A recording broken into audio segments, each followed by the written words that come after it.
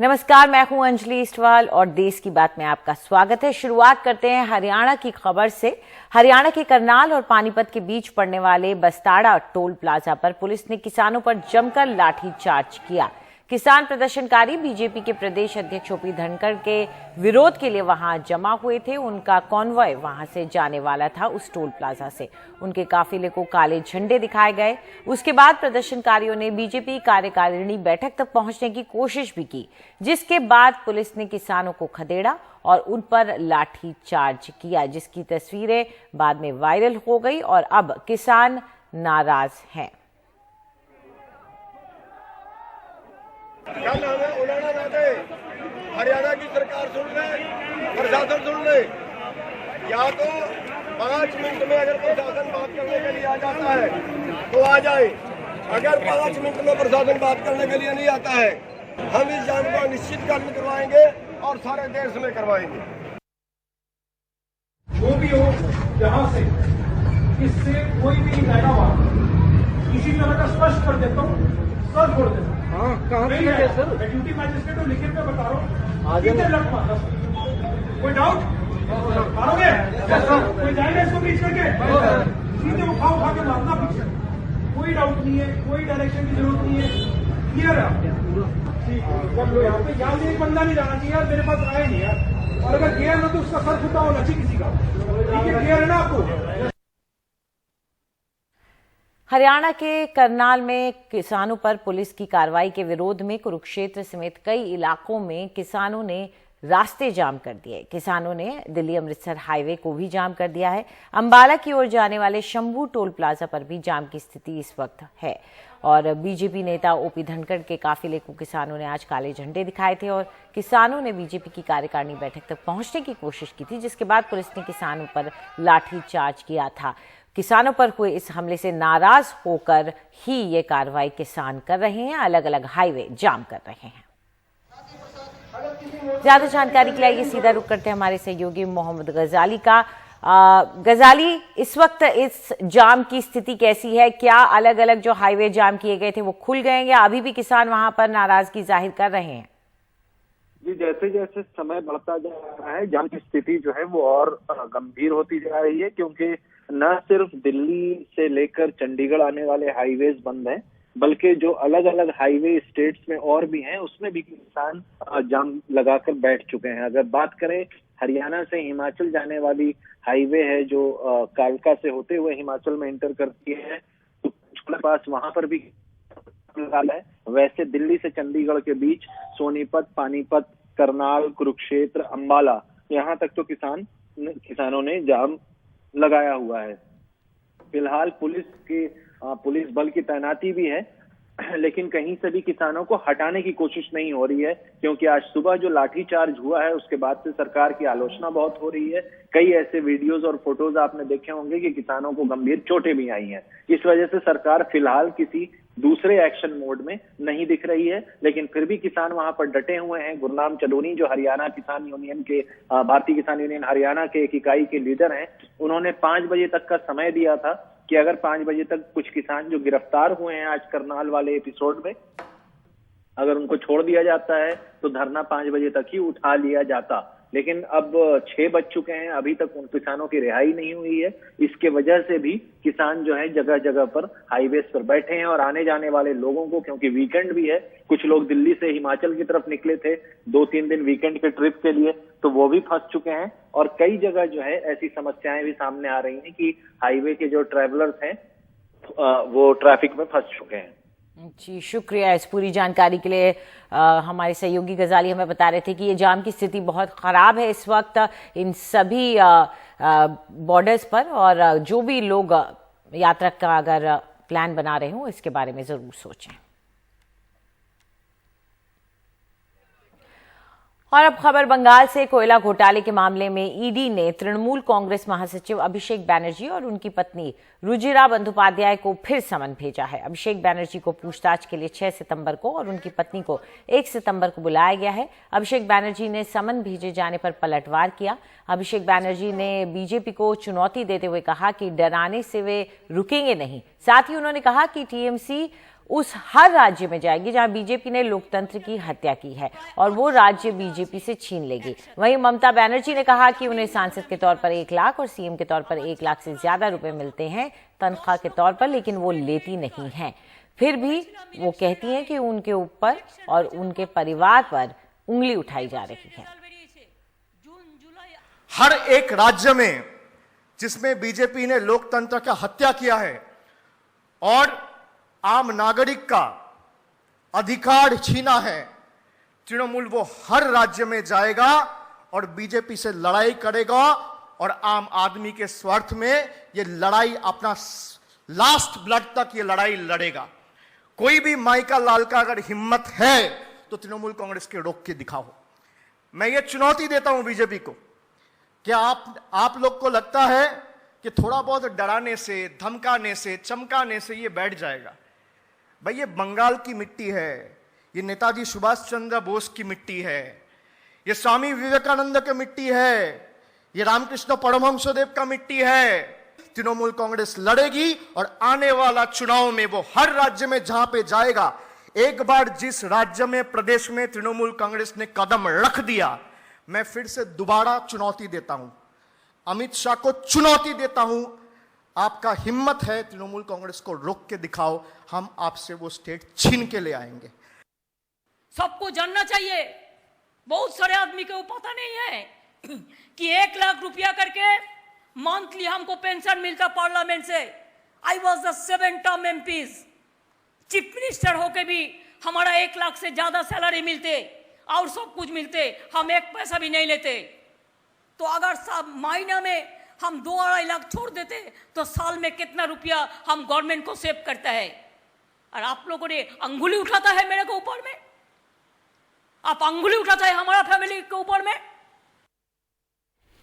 और अब खबर छत्तीसगढ़ की, जहां दिल्ली से रायपुर पहुंचने पर छत्तीसगढ़ के मुख्यमंत्री भूपेश बघेल का जबरदस्त स्वागत हुआ है। राजधानी रायपुर में सैकड़ों की तादाद में कार्यकर्ता वहां पर मौजूद थे।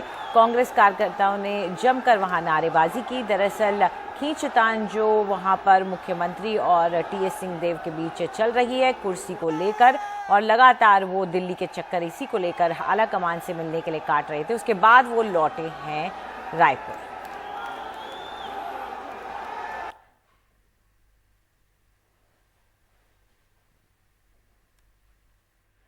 उधर पंजाब कांग्रेस प्रभारी हरीश रावत ने एक बार फिर राज्य में बगावत से इनकार किया है। दरअसल नवजोत सिंह सिद्धू जो कि प्रदेश अध्यक्ष हैं और मुख्यमंत्री के बीच लगातार खींचतान चल रही है, लेकिन प्रभारी का कहना है कि पंजाब में सब ठीक है। नहीं, ऐसा कुछ नहीं है। सब लोग बहुत शिष्ट लोग हैं, बहुत जानते हैं क्या करना है और ठीक है। अपने अपने कहने का अंदाज हो सकता है, उसको बगावत कहना जो है उनके साथ ज्यादती। बीजेपी अपना घर देखे, हम अपना घर संभालने के लिए सक्षम। तो पंजाब की राजनीति के बाद रुख करते हैं उत्तर प्रदेश का। समाजवादी पार्टी सरकार में कई बार मंत्री रहे अंबिका चौधरी आज बीएसपी छोड़कर समाजवादी पार्टी में शामिल हो गए हैं। कुछ साल पहले वो बीएसपी में चले गए थे। अंबिका चौधरी के साथ आज मुख्तार अंसारी के बड़े भाई और पूर्व बीएसपी विधायक सिबगतुल्ला अंसारी भी आज समाजवादी पार्टी में शामिल हो गए। समाजवादी पार्टी अध्यक्ष अखिलेश यादव ने दोनों नेताओं को अपनी पार्टी में शामिल किया।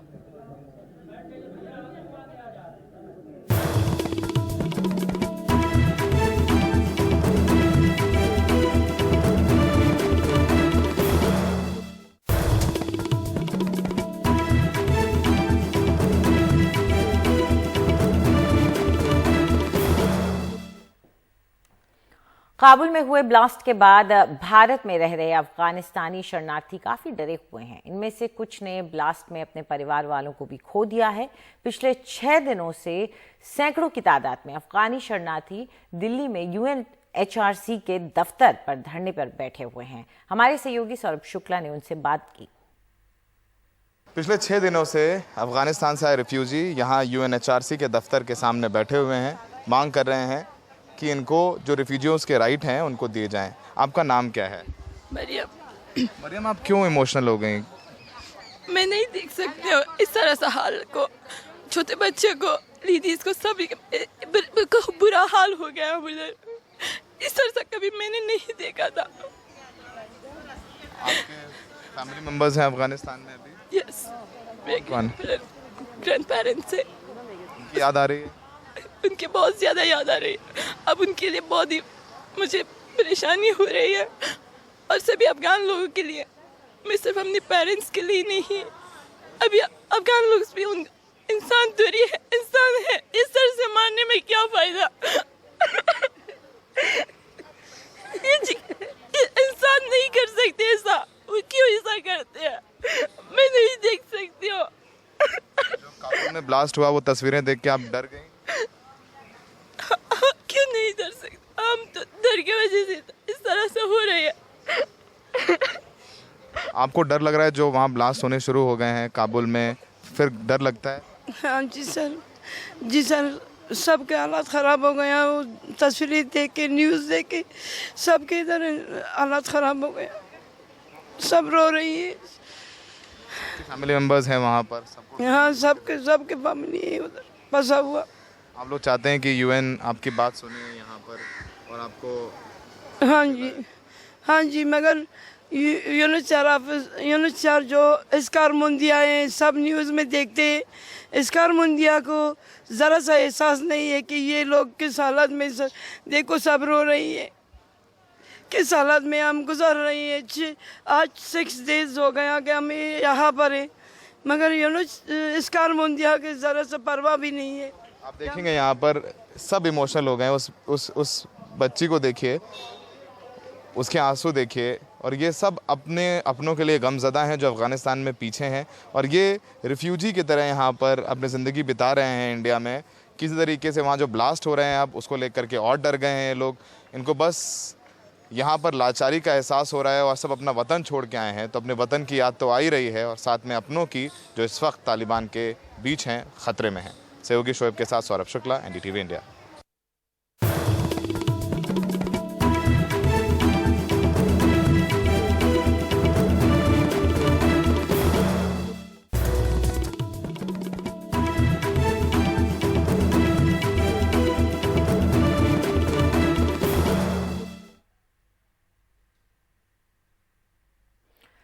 कोविड लॉकडाउन और उसके बाद कच्चे धागे और यार्न की कीमत में 20% तक उछाल आने से भारत का रेडीमेड गारमेंट का उद्योग संकट में आ गया है।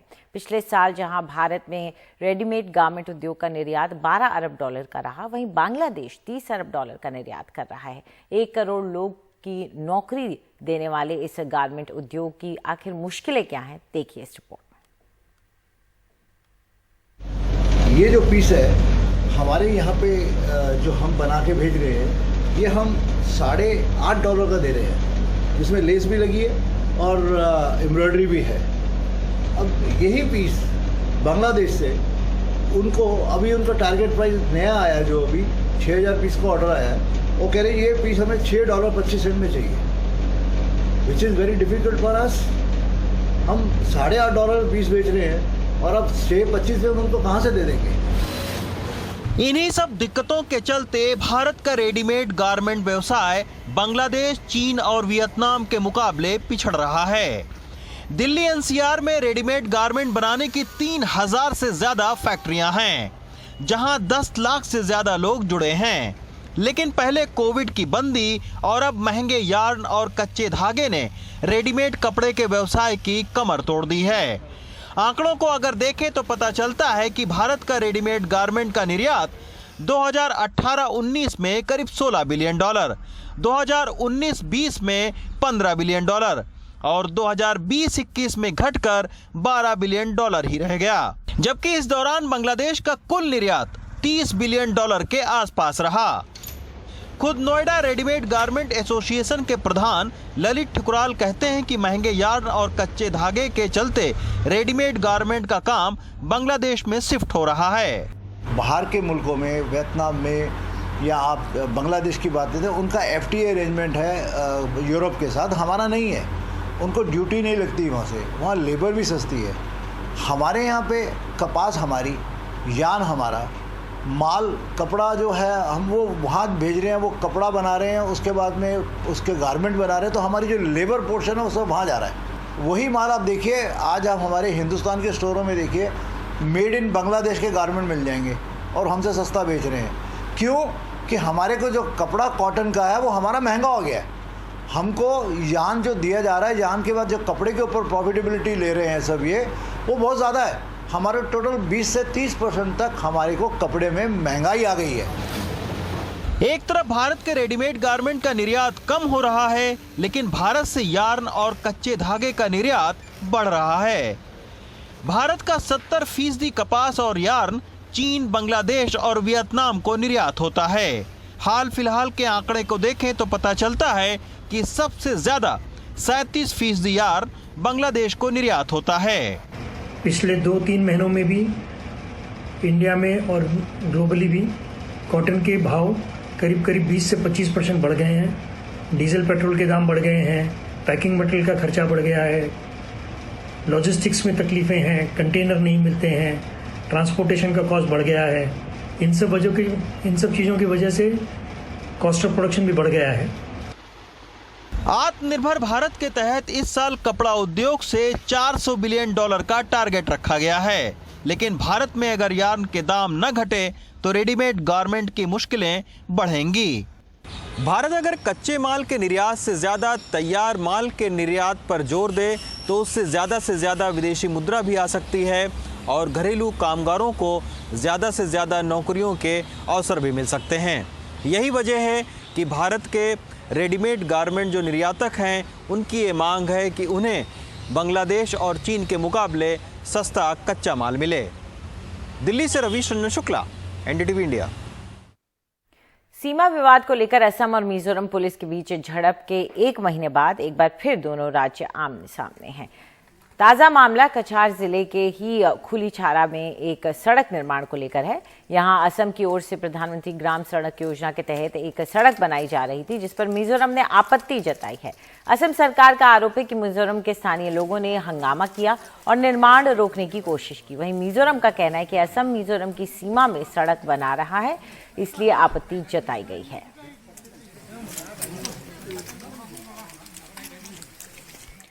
भूटान और अरुणाचल प्रदेश में पिछले 2 दिन से हो रही लगातार बारिश के बाद असम के कई इलाकों में बाढ़ आ गई है। बाढ़ में असम के 11 जिलों के करीब 1 लाख से ज्यादा लोग प्रभावित हुए हैं। अरुणाचल प्रदेश के सियांग वैली में बाढ़ आने से राज्य के असम से सटे इलाके धीमाजी और लखीमपुर जिले में बाढ़ आ गई है। अब तक जान माल के नुकसान की कोई खबर नहीं है, लेकिन 150 से ज्यादा लोगों को बाढ़ प्रभावित इलाकों से निकाला गया है। कुल 6217 लोगों ने 66 राहत शिविरों में शरण ली है।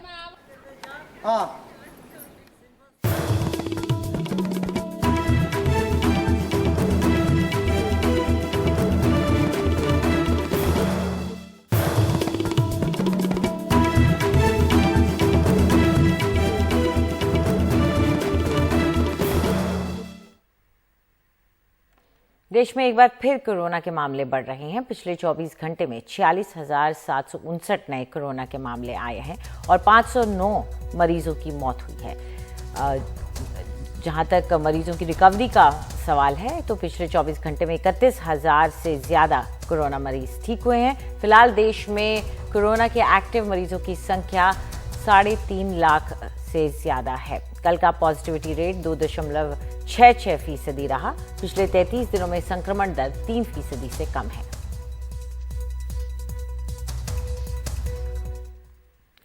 रुक करते हैं महाराष्ट्र का, जहां मुंबई में 10 दिन में कोविड संक्रमण दुगना हो गया है। पूरे महाराष्ट्र में भी लगातार दूसरे दिन 5,000 से ज्यादा मामले रिपोर्ट किए गए हैं। 10 दिन पहले तक 200 से भी कम मामले, अब करीब 400। करीब 2 हफ्तों में ही मुंबई में 100% मामले बढ़े हुए नजर आ रहे हैं। अगस्त महीने में रोजाना संक्रमण के आंकड़े में ये सबसे बड़ा उछाल है। हालांकि इस दौरान टेस्टिंग में भी 30% से ज्यादा बढ़ोतरी हुई है। पहली और दूसरी लहर के अनुभव से महाराष्ट्र सरकार तीसरी लहर में 60 लाख मामलों का अंदेशा जता रही है और इसके लिए तैयारी कर रही है। ऑक्सीजन के हद तक जो पहले 1300 मेट्रिक ऑक्सीजन था उसको हमने अभी एक्सपांड करके करीबन 2000 मेट्रिक टन तक ऑक्सीजन की व्यवस्था करने के लिए हमने जो भी PSA प्लांट्स है वो लगाए हैं और लिक्विड मेडिकल ऑक्सीजन स्टोरेज करने के लिए भी हमने व्यवस्था की है।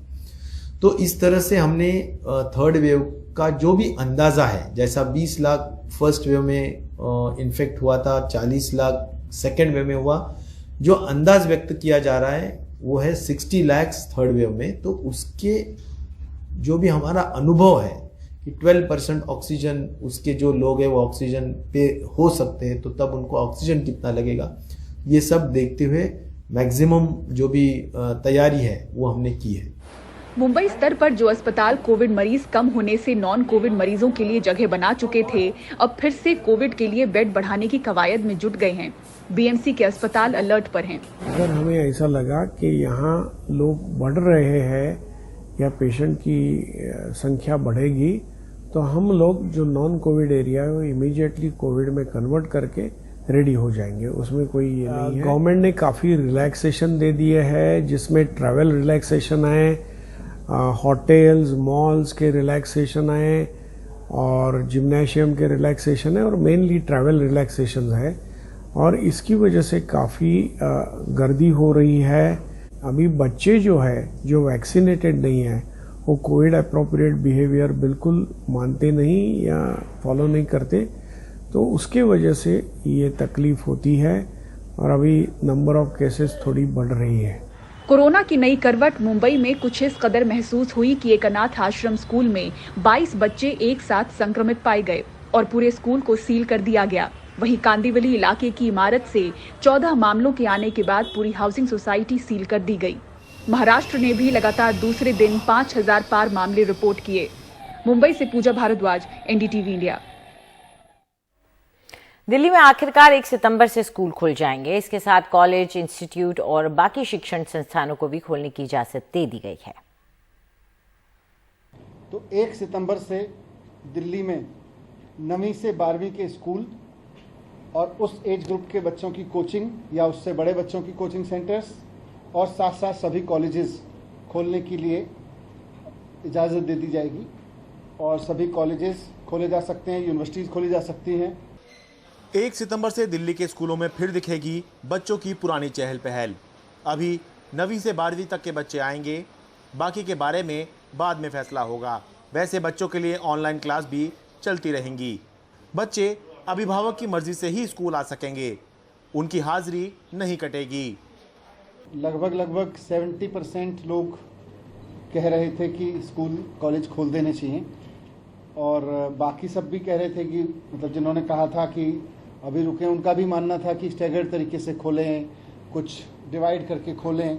स्कूल ना खोलने के पक्ष में तो बहुत रिमोट मतलब बहुत ही कम लोग थे। हो सकता है कुछ बच्चों के लिए ये अच्छी खबर हो और कुछ बच्चों के लिए ये थोड़ी सी चिंता बढ़ाने वाली हो, क्योंकि बहुत से बच्चे इस बात में भी खुश थे कि उनको स्कूल नहीं जाना पड़ रहा है और घर से ऑनलाइन क्लास हो जा रही है। लेकिन बहुत से बच्चे इस बात से भी चिंतित थे कि ऑनलाइन क्लास हो रही थी, ऑनलाइन क्लास कोई क्लास तो होती नहीं है, कोई माहौल तो होता नहीं है। तो ये जो है चिंता पेरेंट्स के मन में भी थी और बच्चों के मन में भी थी और दोनों ही तरह की बातें हैं। ये अच्छी खबर भी है, चिंताजनक खबर भी है, क्योंकि बहुत से बच्चे जो हैं वो चिंतित हो सकते हैं, पेरेंट्स भी चिंतित हो सकते हैं स्कूल भेजने के प्रति। लेकिन अगर आप नहीं भेजना चाहते स्कूल अपने बच्चे को तो आप इसके लिए स्वतंत्र हैं। दिल्ली सरकार का स्कूल खोलने का हम स्वागत करते हैं। भले ही ये फैसला देर से लिया गया है। जो बच्चे 1.5 साल से घरों में बैठे हुए थे उनको बहुत ज़्यादा परेशानी हो रही थी। ऑनलाइन पढ़ाई पूरी तरह से नहीं होती है। आपकी क्या राय है, क्या स्कूल खोले जाने चाहिए या नहीं खोले जाने? अभी तो नहीं। अच्छा, क्यों नहीं खोले जाने चाहिए? बच्चे नहीं कर पाएंगे कवर कुछ भी। क्या आप अपने बच्चे को स्कूल भेजने को तैयार हैं? नहीं, अभी नहीं। छोटा बच्चा है। अच्छा, नहीं करेगा, नहीं कर पाएगा। कोरोना का डर लग रहा है? कोरोना का थर्ड वेव का। हालांकि प्राइवेट स्कूलों ने इस फैसले से राहत की सांस ली। मैं इस फैसले का स्वागत करता हूं, क्योंकि हम जो स्कूल चलाते हैं हमारे पे पेरेंट्स का बड़ा दबाव था कि स्कूल अब खुल जाना चाहिए। और दिल्ली सरकार ने भी जब अपना PTM लिया था सरकारी स्कूलों में, तो 8 लाख बच्चों में 90% पेरेंट्स की ये राय थी कि स्कूल खुल जाना चाहिए। 1.5 साल से उनके बच्चे जो स्कूल से दूर रहे, ऑनलाइन कक्षाओं से उनकी आंखें खराब हो गई, हेल्थ सिस्टम उनका बिगड़ चुका है। देश के दूसरे राज्यों में भी पहले ही स्कूल खुल चुके हैं। दिल्ली में भी कोरोना की हालत यह है कि 1000 टेस्ट कराने पर एक व्यक्ति ही कोरोना संक्रमित मिल रहा है। उम्मीद करनी चाहिए इस बार जो स्कूल खुलें तो पिछली बार की तरह बंद करने की नौबत ना आए। दिल्ली से शरद शर्मा, एनडीटीवी इंडिया।